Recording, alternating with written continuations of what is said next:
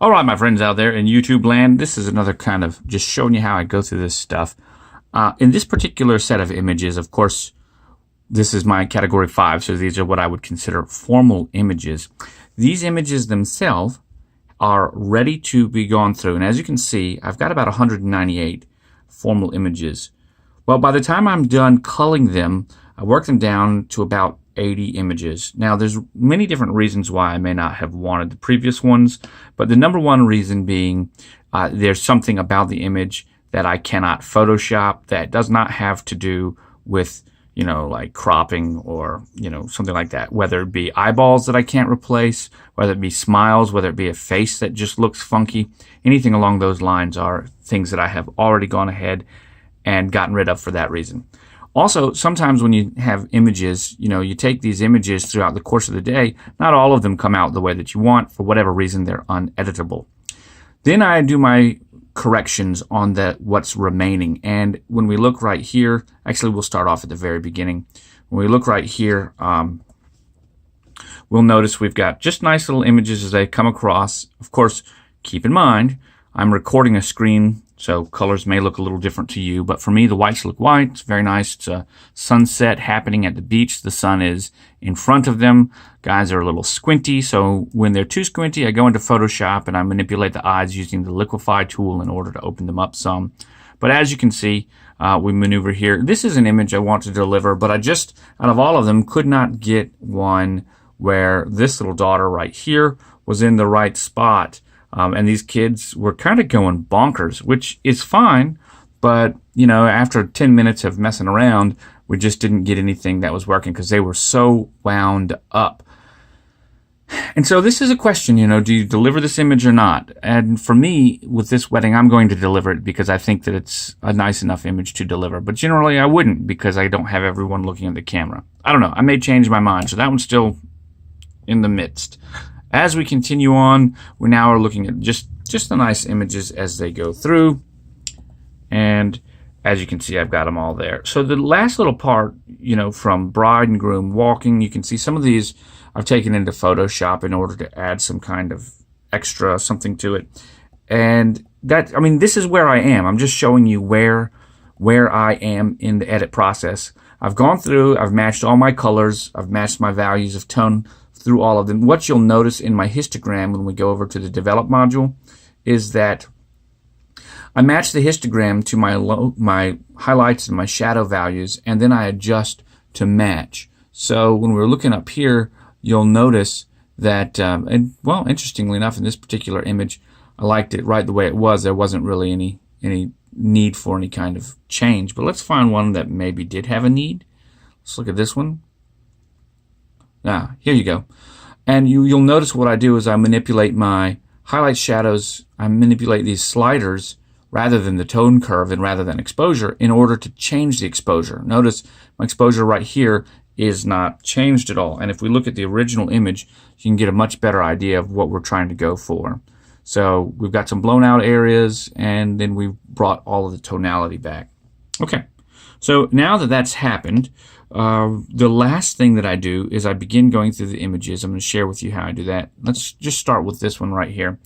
And so we've got two people, they're smiling, and the first thing I'm going to do with this is come down here into my transform. We've got it on auto, and I've already used the transform tool in order to manipulate it so that it's nice and straight. But let's look one here. Obviously, we need to align it, so we go ahead and we click transform, we click auto.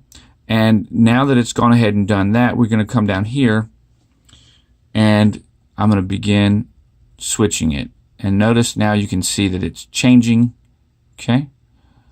And as it is, we can then come and we click constrain crop. Now, when we come back over here and hold, you'll notice that there's some vertical alignment that's not right there. So we're going to go ahead and manipulate that as well. Now, the auto didn't quite do what I wanted it to do. It arranged it for the person a little bit more. Notice how if we align it so that it's perfectly straight, my bride and groom's waist here, or my bride's waist gets changed. So I'm going to keep it in this particular position because it's actually slimming the waist just a little bit, and it will allow that to happen. So I don't mind having a little bit of skewed in this particular architectural setting, but then also having I don't want to make it any wider, is the point that I'm saying. And these are the things that you're going to have to look at. Here, we'll just go ahead and kind of crop in first. We'll crop that light right out. We'll come down a little bit closer, put the pier between the two right there. We'll click done. And then once that's happened, I can now come down here once again, go to my transform, click auto. Notice how that goes ahead and begins to change it. I'm also going to do my rotate and rotate it so that it's up and down. And as you can see now, we're much straighter across that line and the other line. Okay, so that's it. That's what I'll do. The nice part about this tool is you don't need to do anything except slip to your next image. Now, let's talk about what's happened to all of these. If we come up here and we click on our brush, we're going to find that there's a little brush tool, and the brush has been used to do things like whiten the teeth. It's been used to go ahead and do things like whiten the eyes, enhance the iris.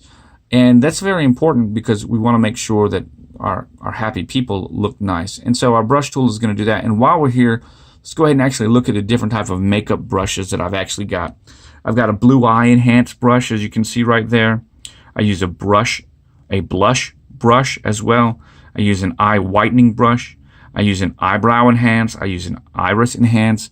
I also use a lips brighten and a teeth whiten. So these are the brushes that I've created.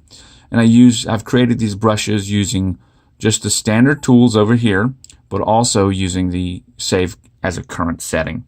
And that's what I use in order to get the brushes that I need. So it's not that I download a brush, it's just that I make some generic brushes and then I customize them per wedding preset, and then I use them throughout that wedding, and I just change them as I need them. The last kind of thing that I do, and let's take an image like this. When we look at it, you're going to notice that there not only are adjustments to the exposure, but we also need to come down here and make adjustments to luminance. And this is where you got to be careful. But look and notice quickly, I'll turn my brushes off, that when you're using the luminance adjustments down here, you've got some very special opportunity to change the value of things like skin tone and brighten and darken things without actually adjusting your exposure sliders.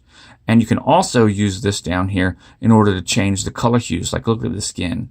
So if you need them to have a more orange kind of skin tone, you can bring the orange to the yellows and you can bring the red to the orange. If you need to get rid of too much of a dark rosacea on the face, you can slip that red to the orange slider, and then it just ends up looking real nice. Of course, you can also adjust the saturation depending on what you need. There's lots of things you can do, and I've got tips on that. But this is at my almost final stage. The last part that I will do after this is go through and make sure that all of the blemishes are removed from the skin. So, in order to sum it up, after I set all of my categories of images, after I cull each category of image, the next thing is I white balance each image. I then go back and modify each image so the tonality is where I want it. I then go back and get rid of any, or I yellow teeth. I get rid of the white, you know what I'm trying to say. I paint on any makeup that needs to be painted on. I work with any teeth whitening, iris enhancing, any facial characteristics. I replace eyeballs that are closed with eyeballs that should be open in group shots. I make smiles happen through Photoshop. And then finally, I correct for the actual structure. So I correct for the image, any distortion within the lens. And then we're ready to do our final walkthrough. And that's when we look, we make sure we like it all, and then we publish.